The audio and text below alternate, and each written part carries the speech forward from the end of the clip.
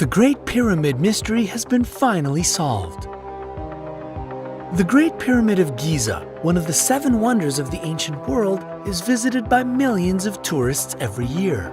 If you have been to Egypt, you probably also have a fun picture of you pointing at the top of the pyramids or holding the Sphinx in your hand.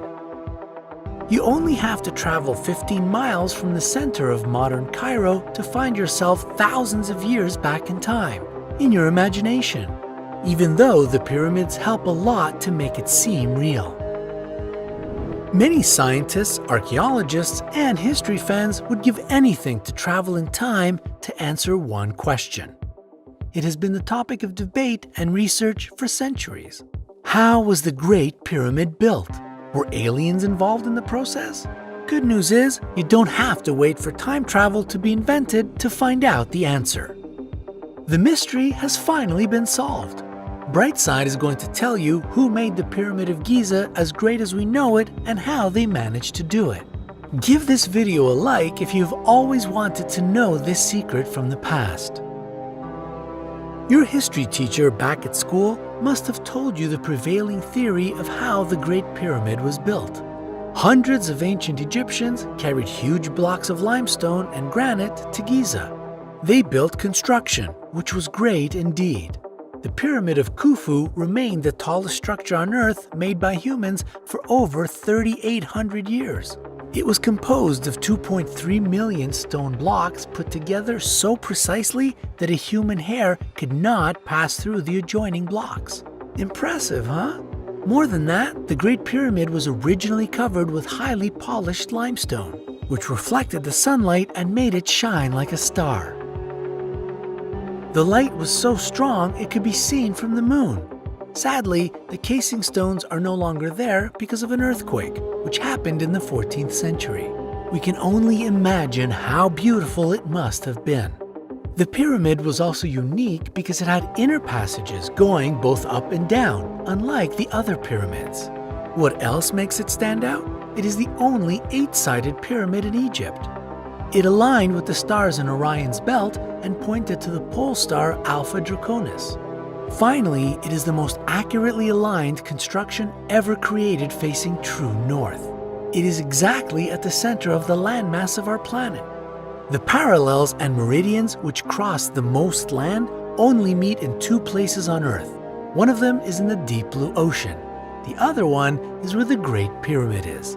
What a great place to build something monumental, isn't it? All this proves how skilled the people must have been to be able to build it. Some scientists who lived centuries after them, and some people today, still refuse to believe the ancient civilizations were that smart and talented. So, the Great Pyramid has given birth to many theories. How and for what was it constructed? You definitely heard some people believe it was done with the help of aliens. After all, many great constructions on Earth, like Stonehenge, Teotihuacan, and Easter Island's figures apparently look too good or too genius for their time, so someone just decided they must have come from a different planet. But there are more bizarre theories which have to do with the Great Pyramid. People in medieval Europe believed the pyramids were built to store grain. According to them, they were Joseph's granaries, described in the Old Testament. In 1859, a British publisher, John Taylor, concluded that the pyramid was, in fact, not built by aliens or the Egyptians, but by Noah himself. Yes, the Noah who also built the Ark. Taylor has done some major calculations and even come up with a special measurement term, the pyramid inch, which, according to him, was nearly identical to the British inch. An astronomer from Scotland named Charles Piazzi Smith was so inspired by Taylor's writings, he did decide to do his own research. The results were published in 1864 as a book of 664 pages. Imagine the amount of time that research has taken him. The result was pretty interesting.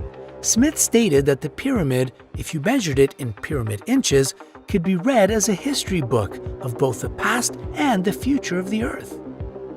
The Grand Gallery, for example, which was the sloping passage, marked the birth and 33 inches later, the crucifixion of Jesus.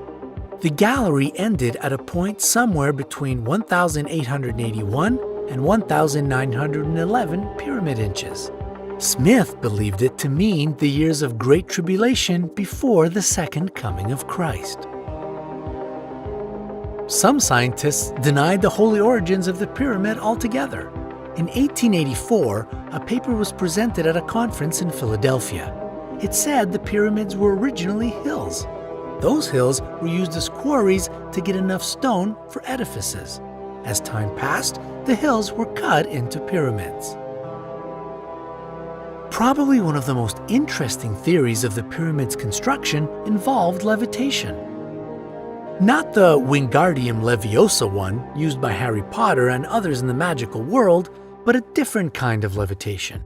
The one that has to do with the power of the human mind and sound vibration. Acoustic levitation helped stone blocks defy gravity and move over the ground, believed the supporters of this theory. Aliens? Noah? Levitation? What really helped to build the Great Pyramid? We are about to find out. Click thumbs up if you can't wait to get the answer. We have it. It remained a mystery for centuries, but now it has been solved. New proof has been found to tell us how the Egyptians were able to transport 2.5-ton blocks of limestone and granite for 500 miles to build the tomb of Pharaoh Khufu in 2600 BC. Pharaohs did not spare money for the construction of the pyramids.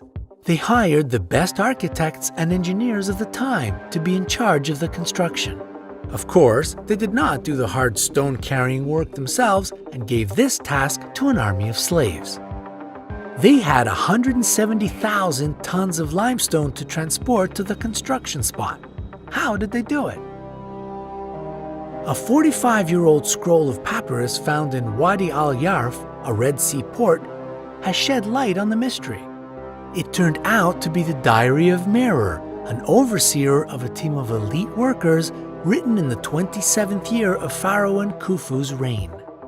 The diary, which was more of a logbook, described the construction process of the Great Pyramid with all the details we did not know before.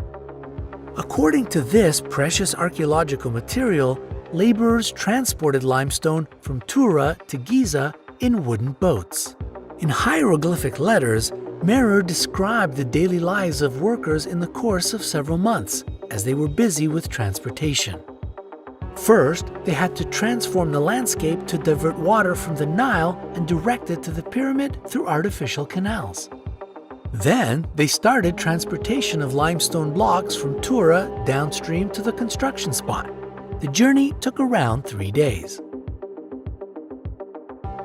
Now, the question is, where did that clever system of waterworks go? It could not have disappeared with no trace at all. That is right. Archaeologists say they found evidence of it beneath the Giza Plateau, where the central canal was flowing. 7 boat pits have also been located around Khufu's pyramid, 2 to the west and the east of it, 2 between the Queen's pyramids, and the remaining one beside the mortuary temple. More than that, archaeologists managed to find ceremonial boats. They give a good explanation of the ship's construction process. Now, the secret of the Great Pyramid is no longer a mystery to you. You see, it took no aliens, but hard work, limestone, and wooden boats to create one of the wonders of the ancient world. Give this video a thumbs up if you liked it, and make sure to subscribe to our channel not to miss any updates. More amazing stories are on their way to you. Join us on the bright side.